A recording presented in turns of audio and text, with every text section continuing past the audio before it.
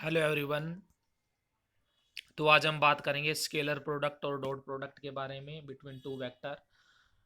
देखो, अगर कोई वेक्टर ए है, ये ए वेक्टर है और दूसरा वेक्टर बी है, तो इनकी डॉट प्रोडक्ट का मतलब होता है ए का मैग्नीट्यूड, बी वेक्टर का मैग्नीट्यूड और कोस ऑफ एंगल बिटवीन देम, ये होता है डॉट प्रोडक्ट। तो इसको ध्यान से देखें। दो वेक्टर के बीच डॉट प्रोडक्ट का मतलब है magnitude of product of magnitude of either vector and cos of angle between them, cosine of angle between them. देखें, it is the product of the magnitude of the two. ध्यान से देखें, it is the product of the magnitude of two given vector multiply by the cosine of smaller angle between them. Okay, तो इसको देखें, ये mathematically भी लिखा हुआ है। ए डॉट बी किसके इक्वल है? ए बी कोस थीटा के इक्वल है। यहाँ पर जो वर्क डन होता है, वर्क डन लिखिए आप, वर्क डन होता है एफ डॉट एस, या एफ डॉट डी एस के इक्वल होता है, डिस्प्लेसमेंट के इक्वल होता है।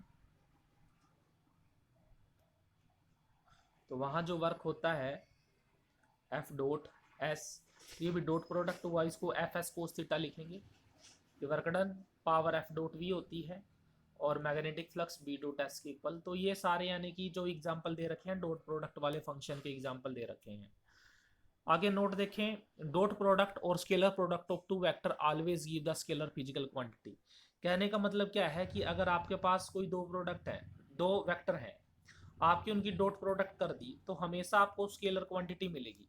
यानी ऊपर ये देखें, जो वर्कडन है, वर्कडन होता है एफ डॉट एस। तो यहाँ पर देखो, दो वेक्टर क्वांटिटी की डॉट प्रोडक्ट है, तो मिलने वाली क्वांटिटी, रिजल्टेंट क्वांटिटी स्केलर होगी। ये पावर भी दो क्वांटिटी की डॉट प्रोडक्ट है, इसका मतलब पावर भी स्केलर क्वांटिटी होगी। ये मैग्नेटिक फ्लक्स आप +2 में पढ़ेंगे, ये भी दो वेक्टर की मैग्नेटिक फील्ड और सरफेस एरिया की डॉट प्रोडक्ट है। तो जो गिवन हमारे पास रिजल्टेंट क्वांटिटी आएगी वो भी क्या होगी? एक स्केलर क्वांटिटी होगी। तो यही नोट में यही बोला हुआ है कि डॉट प्रोडक्ट का मतलब क्या होता है। डॉट प्रोडक्ट का मतलब, अगर किसी दो वेक्टर की हम दो डॉट प्रोडक्ट कर रहे हैं तो वो हमें स्केलर क्वांटिटी देगा। अब है geometrical meaning, interpretation of dot product of two vector. देखो, dot product of two vector की अब हम इंटर क्या दे रहे हैं? इंटरप्रिटेशन दे रहे हैं, यानी उसका जियोमेट्रिकल मीनिंग क्या है। देखिए, डॉट प्रोडक्ट का जियोमेट्रिकल मीनिंग ये होता है कि एक का प्रोजेक्शन, एक वेक्टर का प्रोजेक्शन सेकंड के ऊपर, एक वेक्टर का प्रोजेक्शन सेकंड के ऊपर, उसी को बोलते हैं हम स्केलर प्रोडक्ट और डॉट प्रोडक्ट। अब एक वेक्टर का प्रोजेक्शन दूसरे के ऊपर कैसे है वो देखो।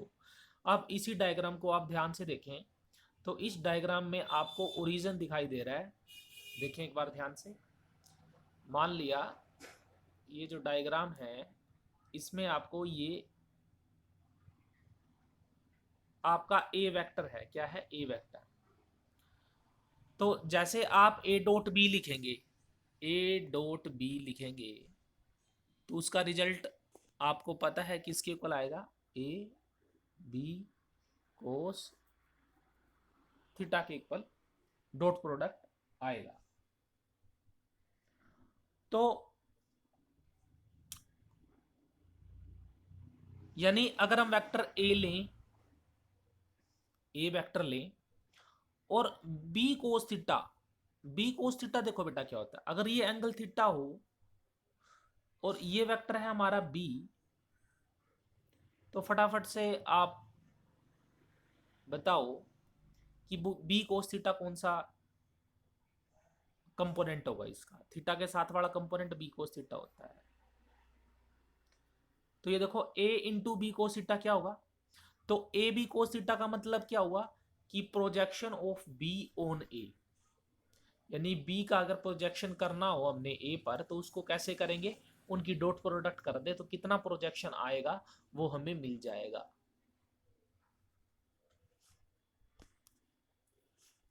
तो देखो, take projection of A on B, तो A cos theta A B cos theta आ जाएगा।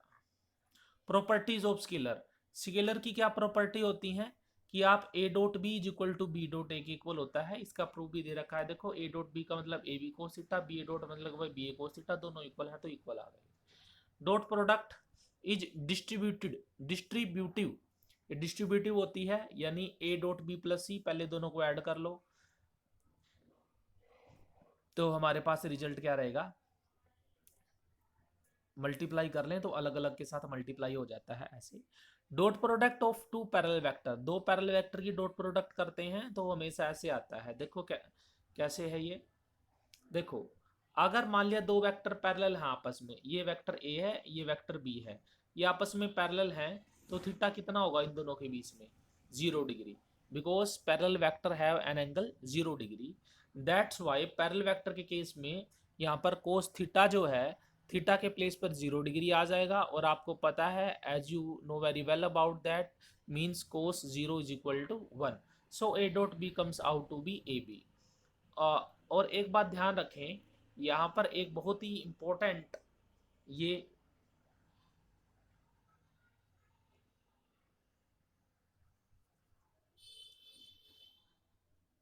फंक्शन दिए हुए हैं जिनकी डॉट प्रोडक्ट की हुई है, ये आप ध्यान से देखें, इन सभी की वैल्यू 1 के इक्वल आएगी।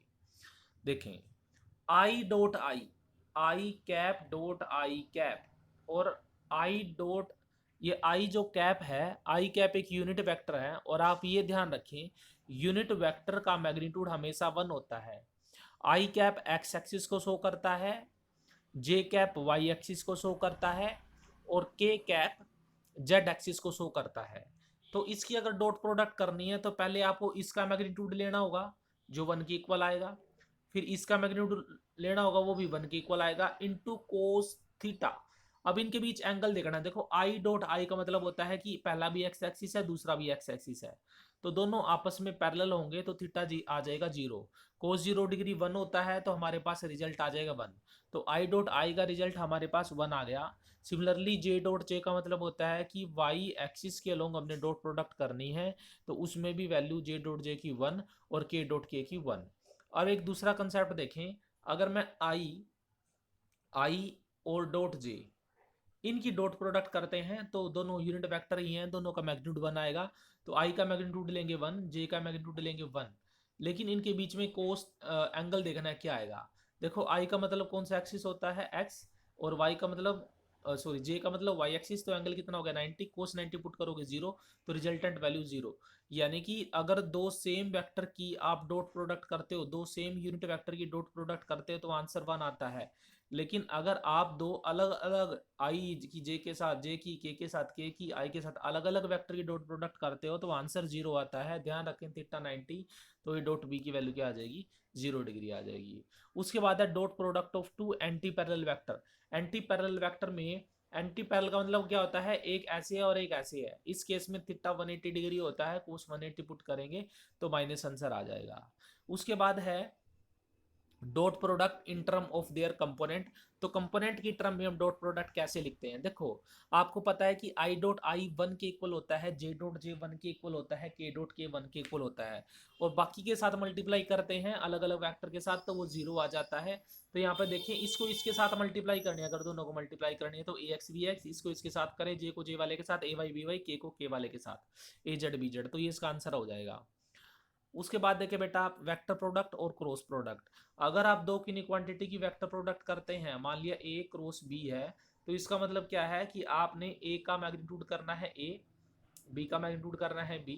क्रॉस का देखो डॉट का मतलब था कोस, क्रॉस का मतलब है साइन, साइन थीटा आ जाएगा, और साथ में एक न्यू वेक्टर आएगा सी कैप, ये आप ध्यान रखें, यही है वेक्टर प्रोडक्ट। वेक्टर प्रोडक्ट को क्या बोलते हैं, वेक्टर प्रोडक्ट को हम क्रॉस प्रोडक्ट भी बोल देते हैं, क्योंकि देखो क्रॉस का साइन आया हुआ है। अब ये देखिए vector vector equal to it is a vector equal to product of the magnitude of the two given vector. दो गिवन वेक्टर को गुना कर दो और multiply by sine theta smaller angle between them, और उनके बीच का जो साइन एंगल है उसकी मल्टीप्लाई कर दे। देखो ये ध्यान से ये लिखा भी हुआ है कि A cross B, A B sine theta into n cap. N cap की वैल्यू, एन कैप वो थर्ड वेक्टर है जो आएगा। देखो अब मैं आपको बताता हूं थर्ड वेक्टर आया कैसे है। ये मान लिया एक वेक्टर है ए, ये रहा, और जो सेकंड वेक्टर है, मान लिया एक वेक्टर है ये ए, और दूसरा वेक्टर है ये बी, एक ए वेक्टर है, दूसरा बी वेक्टर है। इनके बीच का जो एंगल है वो एंगल हम मान के चल रहे हैं कि थीटा डिग्री है। तो आपने इस डायरेक्शन में मूव होना है, यानी आपने मूव होना है ए से बी। तो ए से बी मूव होना है। आप एज्यूम करें कि आपके पास अभी एक ऐसा स्क्रू है, ये स्क्रू है, स्क्रू। इसको आपने ऐसे घुमाना है ए टू बी, यानी ऐसे घुमाना है ऐसे। तो ये जो स्क्रू है कहाँ आएगा, बाहर की तरफ आएगा या अंदर की तरफ आएगा? तो एंटी क्लॉकवाइज है तो इसका मतलब ये बाहर की तरफ आएगा। तो इसका मतलब क्या हुआ, आपने तो वेक्टर ऐसे ही घुमाया था ना इसको एंटी क्लॉकवाइज, यानी ए टू बी की तरफ घुमाया था, तो रिजल्टेंटली कहाँ है, बाहर की तरफ। तो इसका अगर हम वेक्टर बनाए तो देखो ध्यान से कैसे बनेगा। यानी एक वेक्टर हमने लिया है, एक वेक्टर हमने लिया है ये ए, दूसरा वेक्टर लिया हमने बी, तो तीसरा वेक्टर कैसे आ गया हमारा, तीसरा वेक्टर आया हमारा ऐसे सी। तो ये वेक्टर है ए और ये वेक्टर है बी और ये वेक्टर है सी। सभी के ऊपर वेक्टर लगा देते हैं।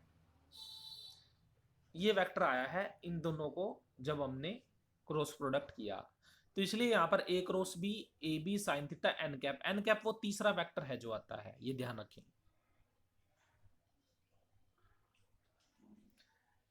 तो इस वीडियो में इतना ही करेंगे।